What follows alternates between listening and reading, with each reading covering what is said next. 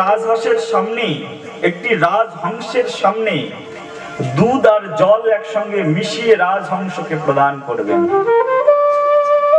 ওই রাজহংস দুধ আর জলের মধ্য থেকে শুধু দুধটাকেই গ্রহণ করবেন, তিনি কখনো জলকে গ্রহণ করবেন না। রাজহংসের এই বিশেষ শক্তি রয়েছে। তদ অনুরূপ ভাবে যারা শুদ্ধ ভগবত ভক্তিময় জীবন যাপন করেন, বিষয়ের মধ্যে থেকেই তারা বিষয়ে আসক্তিহীন হতে পারেন।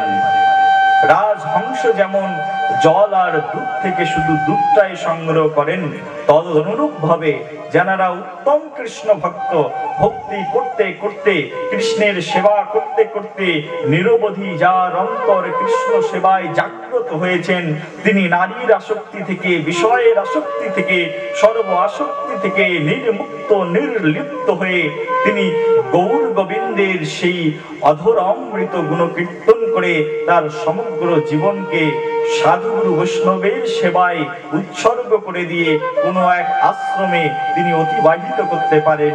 আর এই জীবনকে বলা হয় পরমহংসময় জীবন। বলি নিতাই গৌর প্রেমানন্দে হরি।